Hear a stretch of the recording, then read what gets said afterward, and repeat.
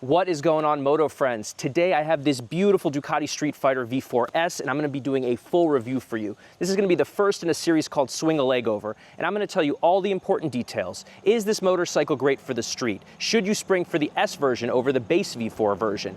Is it too much power? Are there better options in the same price range? All of these questions are going to be answered, and hopefully by the end of the video you're going to know whether this is a motorcycle you should consider buying or you should pass on it and save your money for something else. So let's swing a leg over, take a ride, and find out more. Before we start though, let's hear what this thing sounds like. But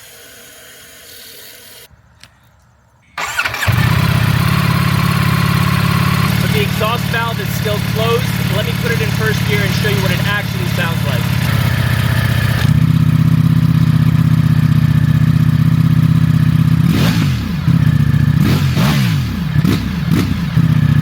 A lot of motorcycle reviews love jumping straight into the tech specs and nitty-gritty about the motorcycle, but I think one of the most important things to consider when buying a motorcycle is whether it's comfortable and you enjoy riding it day in and day out. That's why I'm going to give you my butt score on this motorcycle, basically a score of how comfortable it is to sit on and ride this bike.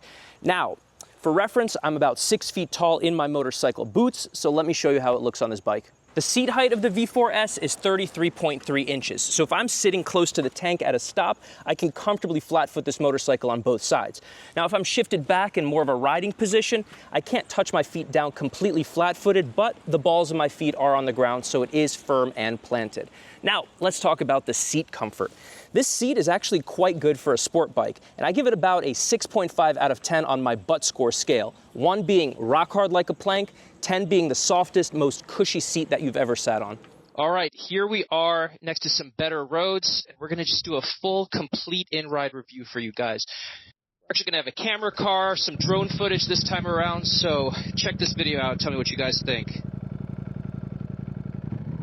All right, and we're off. I'm going to start in wet mode just so you can get a sense of all the modes while we're riding, and then eventually we'll switch over to road mode and then sport mode. I'm not going to be going into race mode today because we are on public streets, and I do not want to get into trouble today. So, all right, before I forget everything, let's finally go through those tech specs real quick. So starting with the engine, 1103cc Desmosedice Stradale V4 engine, putting out 208 horsepower at 13,000 RPM and 90.4 foot-pounds of torque at 9,500 RPM. I'm sorry, if you're in Europe, you're going to have to check out the website to convert into Newton meters, or I'll just put it down for your convenience.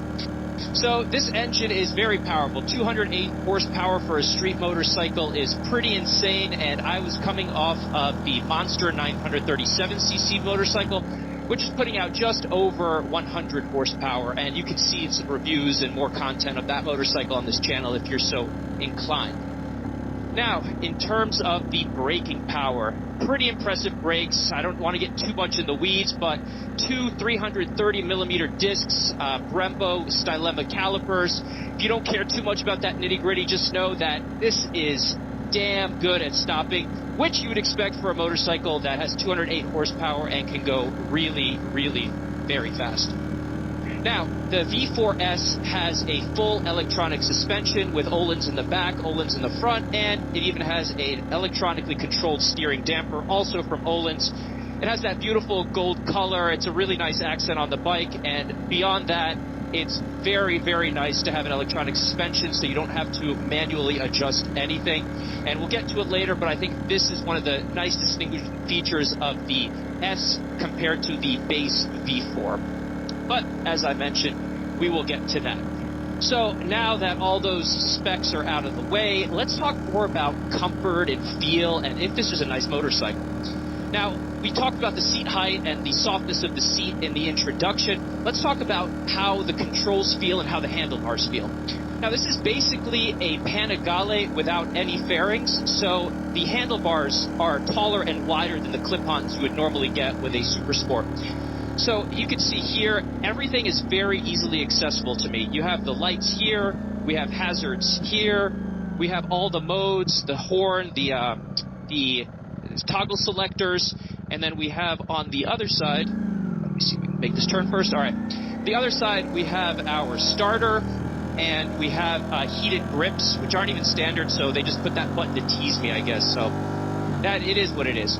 So again, very comfortable, and everything's very accessible to you, and in typical naked fashion, there's no windscreen, there's really nothing to get in the way of your line of sight. The display is bright, LCD, and tells you all the information you need, except the fuel, but we'll talk about that later as well. Now, everything's very accessible, very easy to see. There's no wind protection, so that's always going to be a caveat of buying a naked motorcycle. And when you're at highway speeds, it can cause a little bit discomfort over time. When you're on city streets like this, going normal, non-crazy speeds, it's not bad at all. So comfort here is quite good. The seating position, it was hard to tell in the introduction, but it is more lean forward than some of the other nakeds I've sat on. So the Monster was a little more upright. The handlebars were a little bit taller. The MT series also, the seating position is slightly more upright. The bend in the knees isn't too bad. It's a little bit sporty, and you'll see some side-by-side shots from the camera car. But it is more sporty and more aggressive than the Monster, for example. And I like this when I'm riding, but I'm not a young man anymore, so it gets to be a problem after you've been spending a lot of time in the saddle. So over 30 minutes, about an hour, I start feeling a little bit of discomfort on my back. And if you don't have strong knees, strong lower back, you're going to naturally try to put some more weight on your arms, which you shouldn't do because that could upset the balance of the suspension. But then you might end up getting a little bit of an arm pump and some discomfort in your wrist. So just something to keep in mind if you're planning to ride this motorcycle for hours and hours on end. Now, comfort is covered. Let's talk a bit about the electronic features of this motorcycle and the riding modes, which are really excellent. So the safety profile of this motorcycle with its electronics is one of the best in the market and one of the best in this class.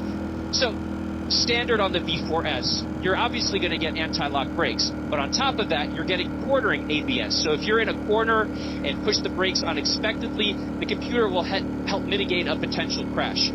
You have engine braking control that helps in corners. That's kind of more for track use, really. You also have electronic slide control. You have the Ducati wheelie control as well that keeps that front end very planted. And you'll see once I'm in sport mode, it does a fantastic job of keeping this motorcycle planted. Now, wheelies might be fun. You might enjoy doing them so you can deactivate the features. But if you're trying to just go for pure speed, pure stability, lap times, whatever, you don't want to be wheeling all the time. So the computer does a great job of modulating that throttle and getting you to a planted position. Another thing that they advertise on their page, which I'm just going to mention briefly, which I thought was a bit strange, but daytime running lights. Most motorcycles have daytime running lights, so I don't know why they're so impressed with that. But, I mean, it is what it is. You get daytime running lights, fine. Now, the riding modes. I am in wet mode right now, and this throttle is toned down quite a bit, and the engine's really just not as smooth. So, in 4th gear, I'm riding right under 6,000 RPM. It is a comfortable ride. It's not jerky. I'm not feeling any sort of lugging or anything like that. So in that regard, it's quite good, but I haven't ridden it in wet mode at all because I have not been in the rain and I don't need a diminished throttle response. So let's just get this out of the way, push that into road, which again, you'll see the traction settings are a little bit different here. Up that, close the throttle, and just like that, we're switching to rose mode, and you can really hear it a little bit more grunt to that engine, a little more power, and the throttle is twitchier. So I've been keeping it in road mode predominantly, and then putting it out in sport mode when I feel like being a little bit wilder, which we will do later in the video. We've got a nice little stretch, so let me just show you what it can do in road mode. So we're in 1st gear, quick shifter is activated.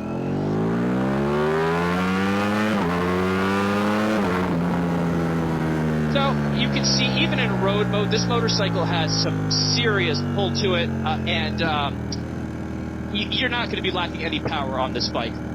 So it's quite enough to be in road mode. The biggest difference between road and sport is a twitchier throttle and sharper response, and the RPMs are kind of shifted up, so you're kind of forced to be in the sweet spot, the power band. But again, I will show you that.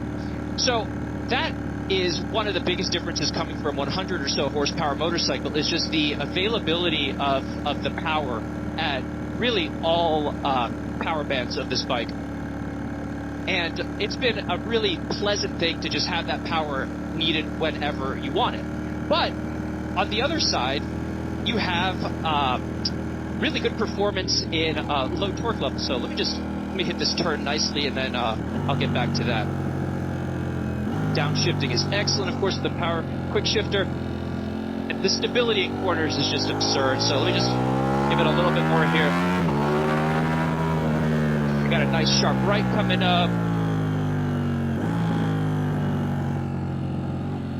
A lot of leaves here, so got to be careful, but very, very stable.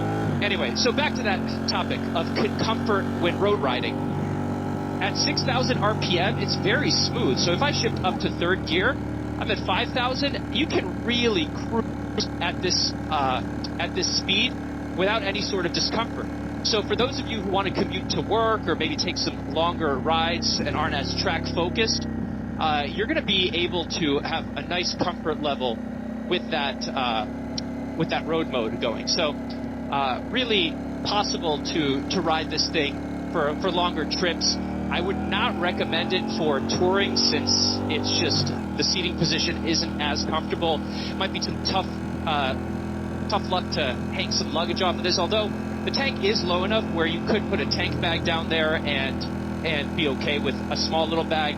You can put a backpack on, but again, since you're leaned forward quite a bit, it's going to be uncomfortable for your lower back over time. So that is road mode for you guys. I'm going to keep it in this mode until we get to a really fun area, and then I'm going to pop it into sport just to see what it can do around the turns.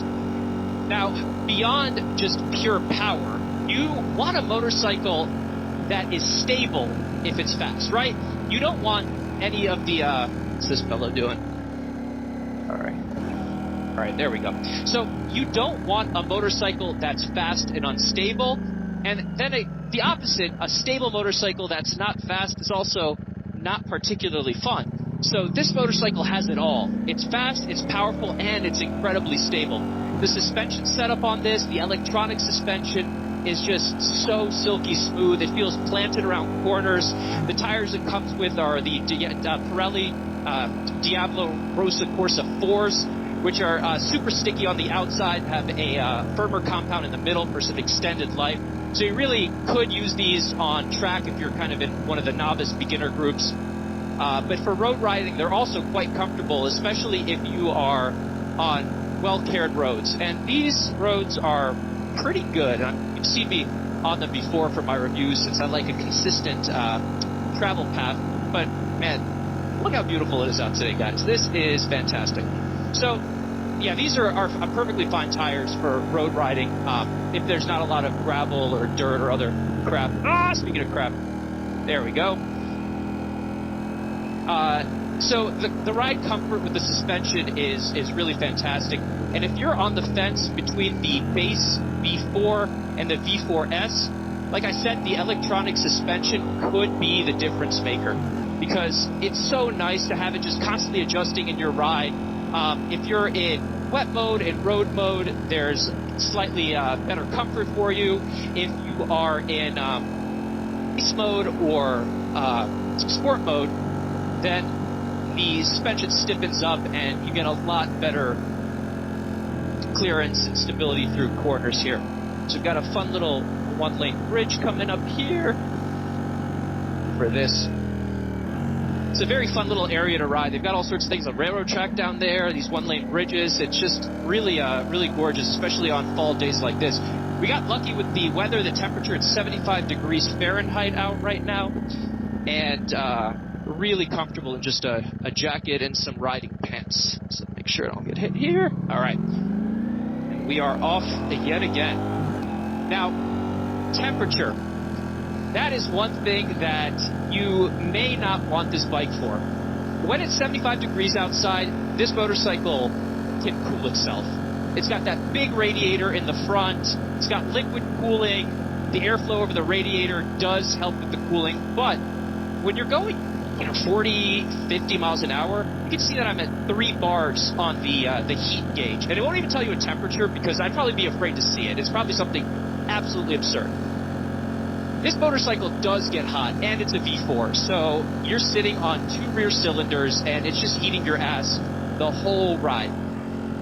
They included rear cylinder deactivation, which deactivates the rear 2 cylinders when you're at a stop or have the clutch fully pulled in first gear or are in neutral, and that activates automatically once the engine gets to a certain temperature.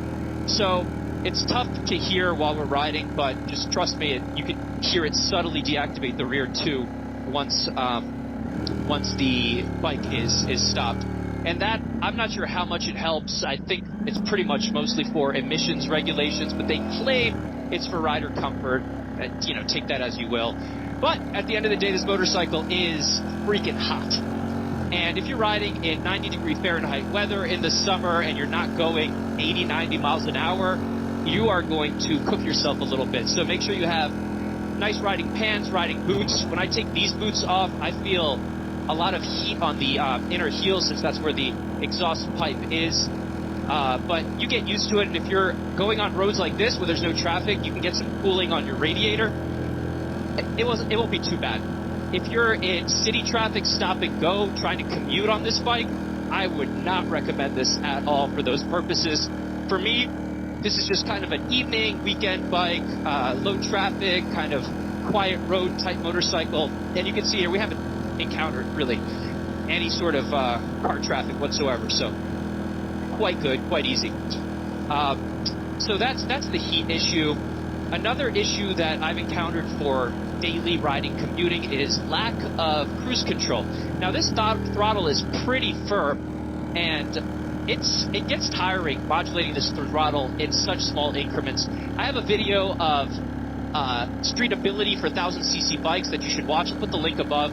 And I just show you just how sensitive and how little you have to move this throttle. So if you're riding for an hour or so, you can get some fatigue in your hand, and it's just not the most pleasant thing. And if you're trying to commute or do something longer on this motorcycle, the lack of cruise control really is not a super thing. Squirrel. And along those lines, I talked about it earlier, is the lack of a fuel gauge. So for a daily rider, without a fuel gauge and without a cruise control, really not that optimal. I have been getting a range of about 100 to 125 miles to a fill, and that is with the newer 4.36 gallon tank that comes in the 2023 edition, which I am riding right now. And the slight increase in capacity doesn't really make too much of a difference. If you're riding in road mode, you might get a little bit of better gas mileage if you're riding in sport mode, which I'm about to change to now, actually. Here we go. So this should be a little bit fun. All right. Let's tear some stuff up, and we'll talk about the fuel gauge a little bit more. Let's go.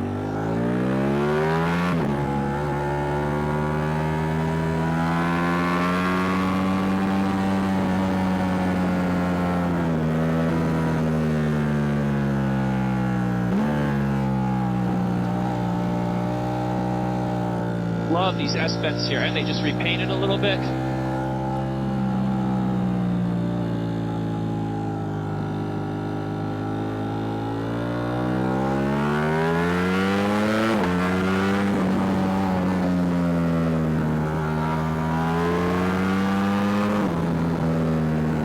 Yeah, you can tell the sport mode on this thing is a completely different beast.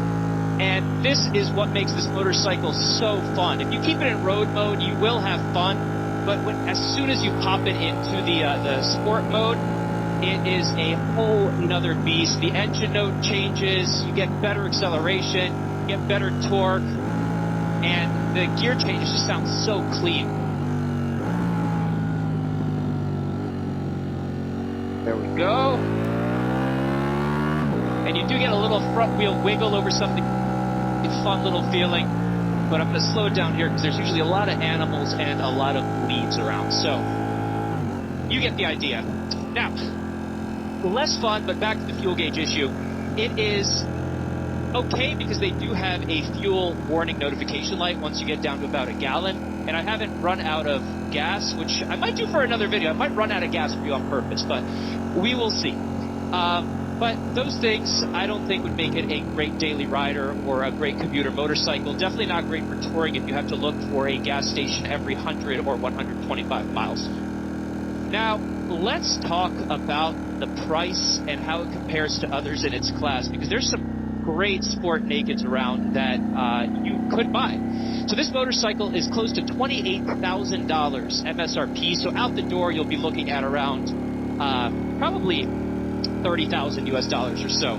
In that price range, you get the BMW M1000R, which has a lot of carbon. It has cruise control. It has a fuel gauge. It has all the great electronics, but it has an inline-4 engine. So if you want a V4, this is the bike for you. Then you have the Super Duke 1390, which just came out, and that list price is a lot of gravel here. That list price is a lot lower at $21,500. So you could really save a lot of money if you want that. That's more of a torque machine, low-end torque. This obviously, sorry, I took that wide. Too busy talking, I guess. Anyway, so this motorcycle is more of a sport bike, similar kind of tuning to the Panigale, just a little bit more torque in the lower levels.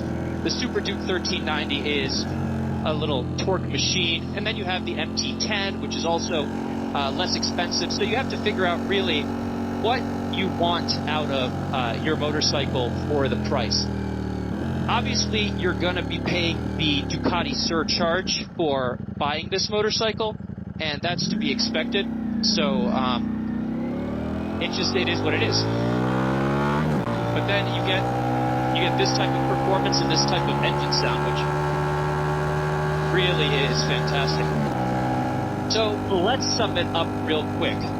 Excellent performance, high-powered motorcycle, very stable, high-quality electronics package, great for kind of tearing it up on roads. Obviously an amazing track machine if you are so inclined. I don't track my motorcycles, so that's, just something that I'm missing out on, I guess. But for daily riding, daily commuting, not optimal. It's hot, it's missing a fuel gauge, it's missing cruise control. The comfort level isn't super for longer touring since the riding position is a little more aggressive and you're leaned forward a little bit more.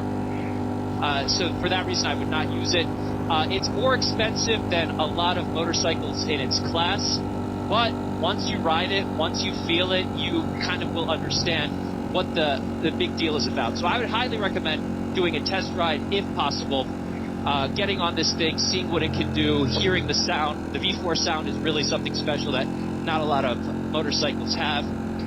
And really kind of making your choice off of that. There's, at this price, you could really get whatever you want, minus maybe some of the higher-end MV Agustas. So you'll be able to get something really great for your money. So watch this video a few times, figure it out, see if this is the type of riding style that's good for you. And let me know in the comments. Do you like this bike? Do you want to get this bike? Do you own this bike and regret this motorcycle? I don't regret it yet, but we'll see how I feel in a year. I'll be coming up with another video for my 1-year anniversary. So stay tuned, subscribe to the channel, and let's get it.